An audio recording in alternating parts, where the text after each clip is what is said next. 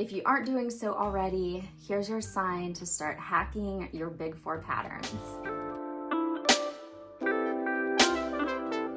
Hi, and welcome back to Dine in Creativity, or welcome if you're new here. I'm Rachel Ann, and I am here to share my sewing journey, the highs, the lows, and a little bit of everything in between. Today's definitely an everything in between / high, because I went forward to create this dress that I had shown to my usual viewers. I appreciate you guys so much. On my channel, I really had this idea of a cute little plaid summer dress, but I was finding it difficult to get a pattern that kind of exactly replicated or produced that vision I had in my mind. It's just a basic button-down, collared, racer neck, slight A-line flare dress, yet it was hard to find a pattern that exactly fit that bill. Thank you to everyone who shared all of these great pattern recommendations. Okay, I'm gonna go on a quick tangent. I filled my simplicity.com cart with all of the suggestions because quite honestly, I could not choose. They were all had elements of the dress that I was looking to make. But as I was filling my Simplicity cart, I think it was like 4 or 5 different patterns, I'm like looking around my sewing room, realizing I have probably 30 plus patterns I have yet to even open. And then I'm looking at all my surplus of fabric thinking, oh my gosh, okay, I'm gonna bring in more patterns for this one project. Sure, I could use them, but I already have all these other patterns. This is just my brain here. And I realized really quickly, wait a second, let me do a little digging, see if I have a pattern that may fit this bill, that it would be an easy tweak to just hack it into a racer neck, throw the collar on, button placket, and kind of go from there. So that's what I did. So I want to say thank you to everybody who shared those amazing patterns. There are still some. There's a vintage dress pattern that is just so to die for. I saw it at Joann's not too long ago, but it was only 50% off there for their closing sale. So I may grab it from simplicity.com when it gets marked down to $1.99.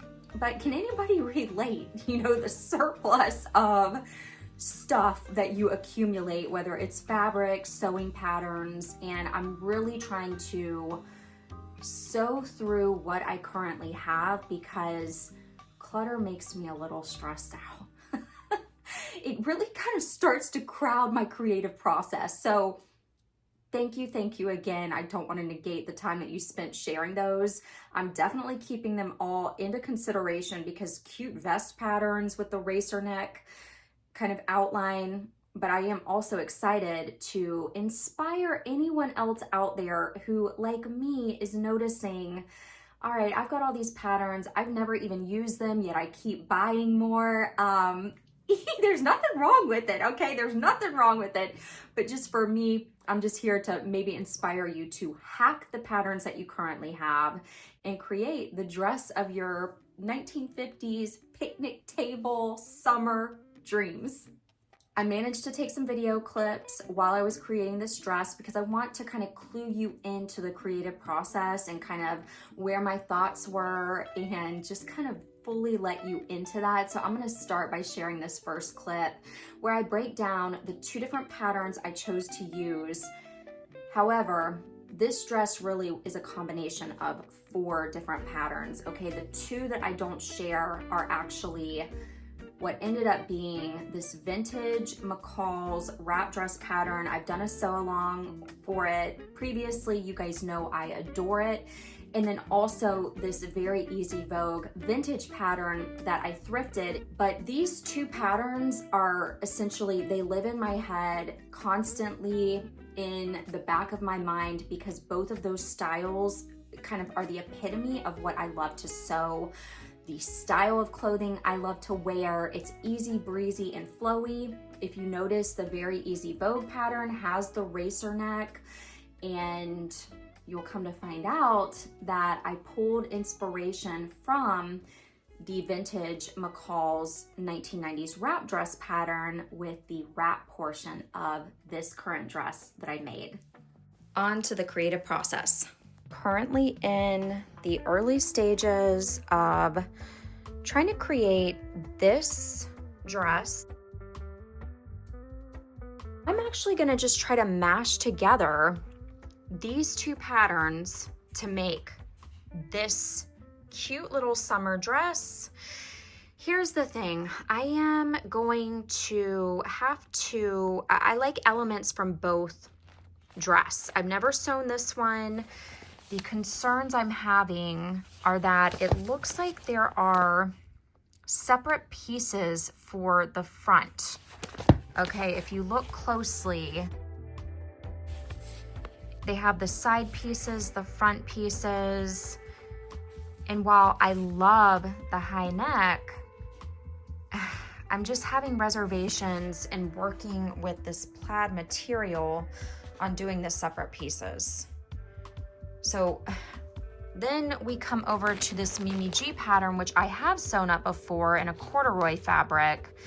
Loved working with it. I did major modifications the first time I made this. Well, not major, but I did do modifications. So I'm familiar with it, and I'm thinking, I love the collar. If I use this pattern, I am omitting, like I did the first time, all of these pockets. I just want it to be a really streamlined, elegant, simple look for this dress. So I'm gonna omit all of these pockets and the belting, and I could sew it as it is laid out here and then just cut off these sleeves near the neck. It is gonna be a fully lined dress, so we'll see. I love the buttons. These were buttons I got at Joann Fabric. They were 40% off, and I just think they are the cutest, most retro style buttons to go with this absolutely gorgeous summer plaid. It almost feels like madras, if that is the correct term, but that's coming to mind for me. Madras dress, very just retro, which I love. So I'm thinking throw in a couple buttons down the front. I'll interface the buttonhole placket. Yeah, now that I'm talking this through, I love this high neck, and maybe I can even use, oh my gosh. Obviously, I'm gonna use this front pattern and lay it over top this one to achieve this look. And I'm also going to attach, let's see, here we go. All right, it's coming to me. The flurry of creativity is happening. Nope, I don't need this one.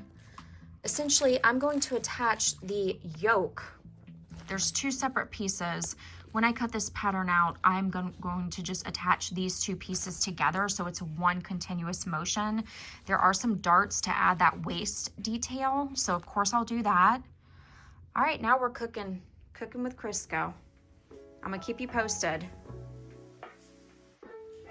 This is where I'm at so far. This is the initial prototype, okay, of this pattern, the sleeveless high neck pattern. This is actually the Mimi G bodice front part and front yoke that I pinned together with the seam allowances overlapping. And then I went to the high necked dress. Let me show it to you. This one for reference. Viewing view C, they're all the same bodice tops, but viewing view C essentially, and kind of overlapping these two to get that same shape with this Mimi G pattern. So that's the bodice front for the high necked dress that has those panels on the side of it that I really, after looking at it, I don't want to mess with those for this dress. And it's a little bit more formal, I think, versus more of a casual, all in one piece, one dart here. one dart here, little summer dress, you know, to put with sandals or maybe tennis shoes, you know, just something cute. So this is where I'm at. I think this is actually gonna be the easiest. We'll see what happens. This is it all neatened up. So I just put a nice warm iron over it so that I have that smooth edge here, and I'm excited.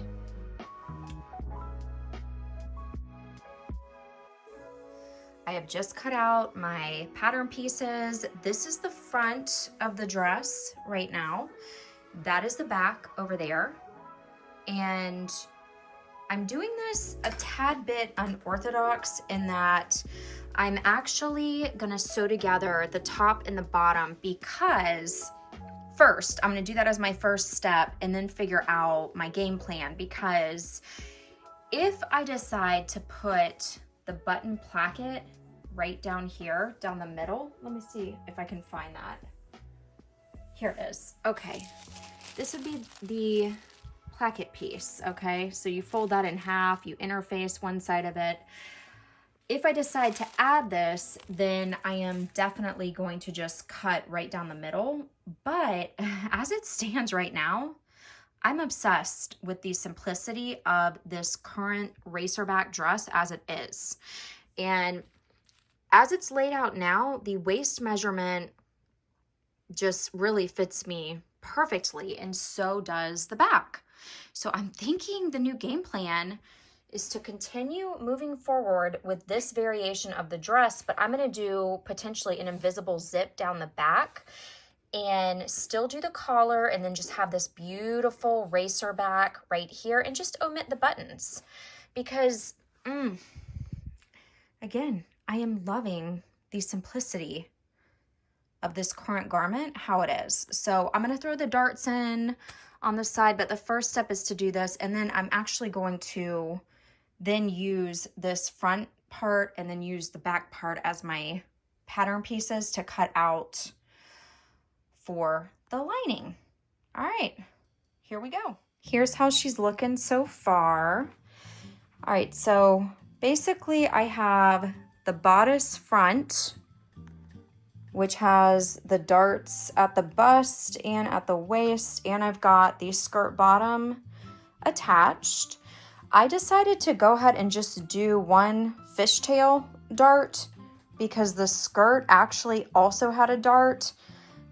A little word about darts in the Big Four patterns. I personally feel that once you sew up enough Big Four patterns, you really start to get used to and kind of understand when and where a dart needs to be added. At least for me, they do a good job of kind of maintaining the same structures of most of their sewing patterns, which then also equates to throwing in a dart, whether it's on the front, that little fishtail dart, whether it's in the bust here to kind of cinch that piece, the back section, and so on and so forth. And so I just wanted to put that out there, is to, and I'm sure you do this already, especially if you're sewing up the garment, but if you are sewing up with a lot of Big Four patterns, just start clocking, start taking note of when you have to throw those darts in, because darts make a massive difference when you are sewing up a dress. I have noticed it completely changes the shape. It really allows the fabric to hang so nicely on the body. And can I point out, I mean, it's a little off in some places, but I think overall the matching is pretty spot on. Look at that from far away. You can see a teeny bit, but not much. Okay, and so now I'll show you the back. Here we go. Also, I tried to match the plaids to the best of my ability, and you know, I'm happy with it.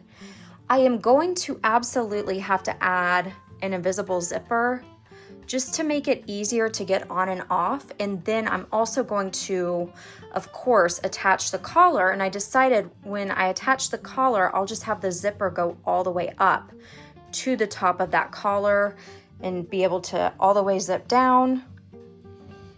I have not even started sewing the lining pieces yet. So that's next on my list, and then I'll have to add all those darts. I haven't even cut it out for the back portion.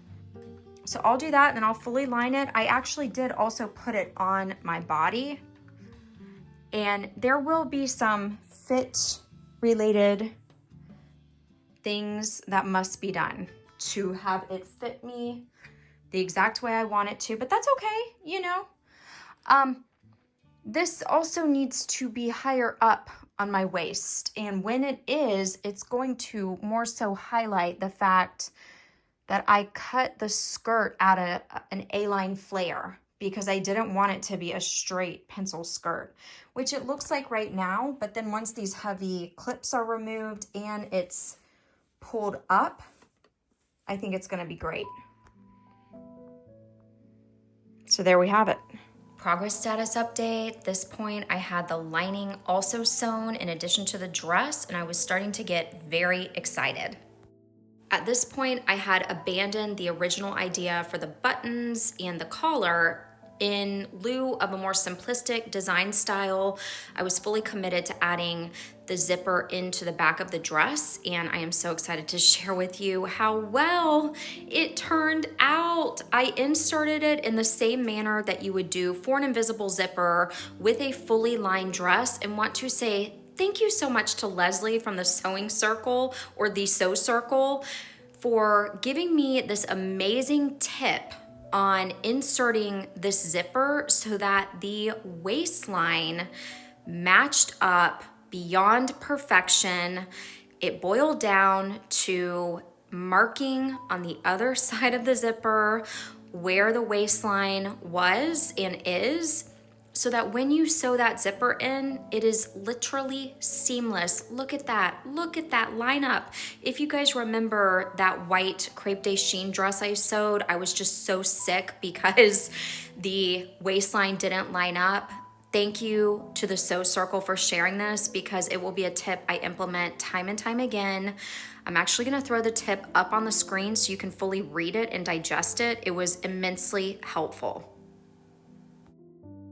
Now, I'll go ahead and share with you where I was at in this process. I'll throw a little video up here. This was one of my first fittings, and I was mixed with both extreme happiness because I could fully see the potential of where this dress needed to go, but also a little nervousness because it was not the exact style at this time that I wanted. However, this is par for the course, even when you're working with a sewing pattern. This process never ceases to amaze me, how you're sewing up a garment straight from the pattern and you think, this, I don't know if I really like this. And you have to kind of keep in mind, or at least I have to keep in mind, wait a second, I'm gonna hem this thing. I'm going to finish all the edges, of course. I can pull in the neckline in this particular dress to make it a really true racer back with very skinny little straps. That was my vision for this dress at this point in time.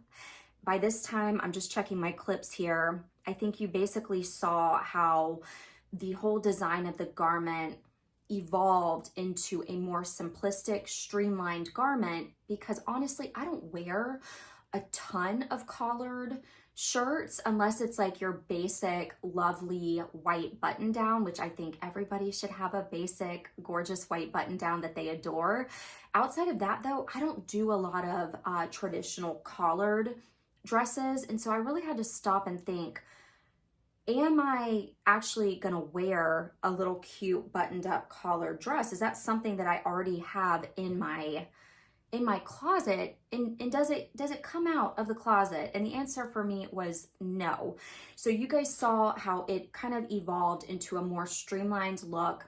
I'm also really into racer back necks. I find that they're extremely flattering, the way that they're cut across the body. They kind of showcase the shoulders, the arms, very lovely. So anyways, I was definitely mixed with both extreme excitement because the potential was there. This is the same feeling I used to get when I did a whole lot of painting, and the painting was like 70-60% done, and I would think, I don't know if I really like it, but it's not there yet. I need to let these paint layers dry. And so it's been really interesting for me to see how that comes up in the sewing process too, because you're essentially building continually as you sew. So I squashed the nervousness about how this dress was kind of looking a little school marmish and realized, wait a second, I still have a lot more steps to do, a lot more tailoring to be done to get it to where I want it to be.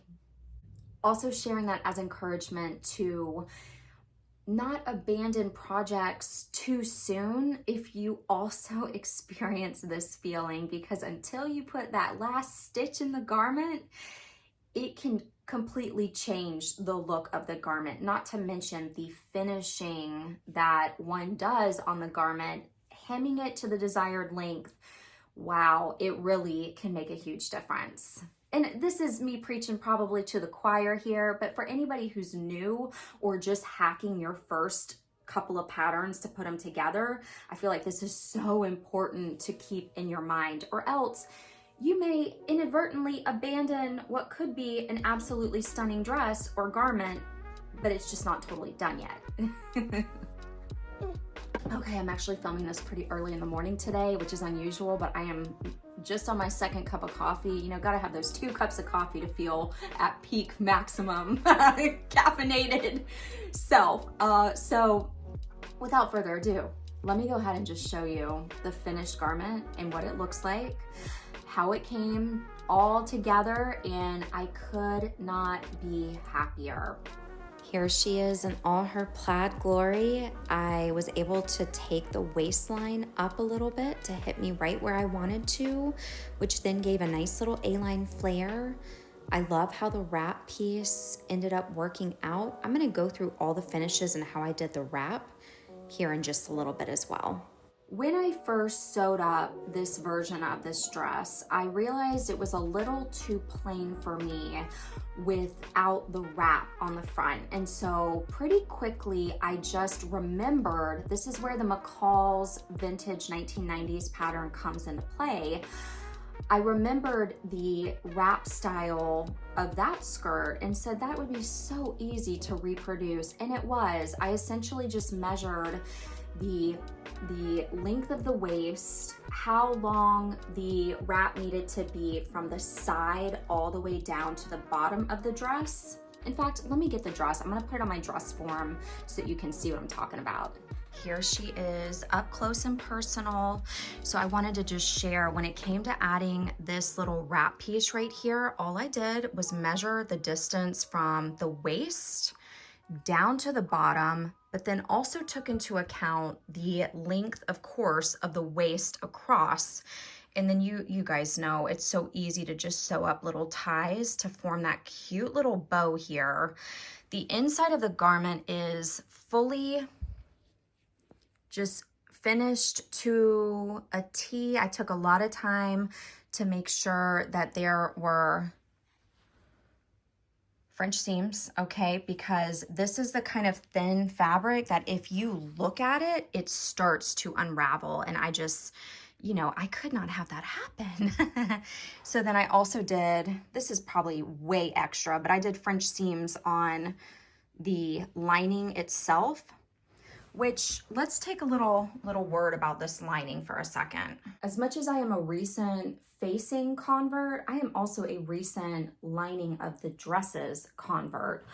I cannot tell you how much putting a lining into a dress just levels it up. I mean, it makes it hang so beautifully. But for this particular dress, it was definitely a necessity because this fabric is so thin, and I just love the clean finish that it gives with the neckline. I mean, it's seamless. Of course, I did my understitching. The next kind of learning curve for me is to figure out how to do that dadgum burrito method so that I can actually have the sweet little thin straps be fully lined too, which at this point, I know I just need to hold off on sewing the sides of the garment. But then I'm totally talking you through my creative process right now. Whenever I'm sewing up a dress, I always hesitate to leave those sides closed and to do that burrito method, because I never know, am I gonna need to take out some length from the top? And most often I really do. And then for this particular dress, I am okay, and I'll pull this over here.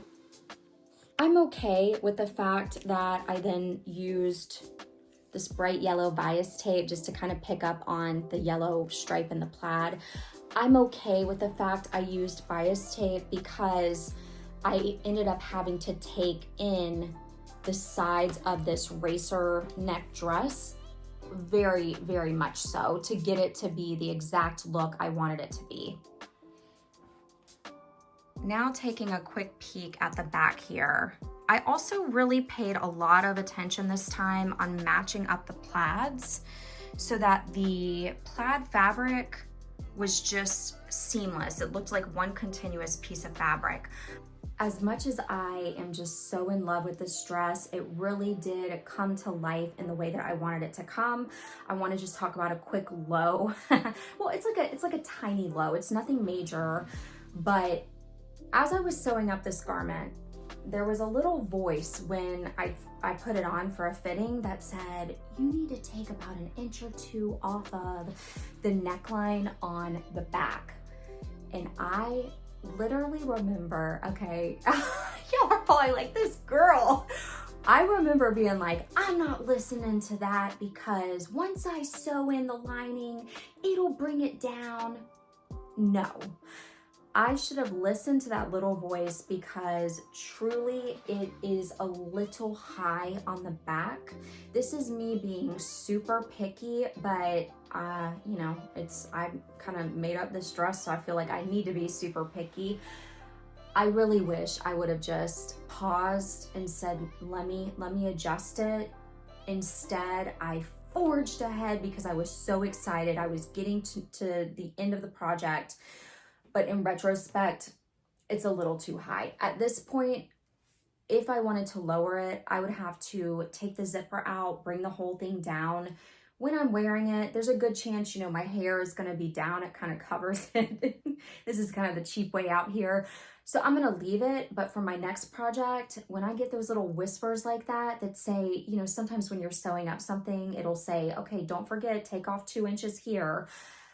I am gonna pause and take heed of that and then go about and make those tweaks, okay? That's the inner workings of my brain here, everybody. But yeah, that's what should have been done. And so I definitely know that. I also think it would help. I mean, the back lays really flat when I have it on, as you see pictured here.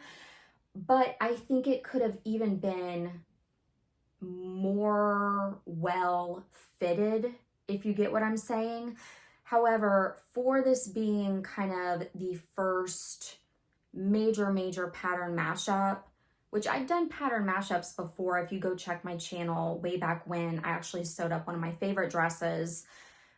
This one though, I think is higher level just because once you know more, you do better, or yeah, that phrase, if you know, yeah, know more, you do better. So I definitely am kind of taking notes from creating this garment. So there you have it. This was my pattern mashup with 2 different patterns, but really and truly 4 different patterns because those other 2 vintage patterns exist in the realm of my creativity at all times. They're kind of like base patterns that just, because I love those styles so much. So really a mixture of 4 patterns. Have you ever hacked a pattern to create a garment that you adore, that you haven't been able to find that pattern out in the wild? I would love to hear your thoughts on your process, or are you kind of interested in doing that? I kind of go for the no fear approach. I mean, I definitely, as you could see, I really try to think through each step and how I'm gonna do everything.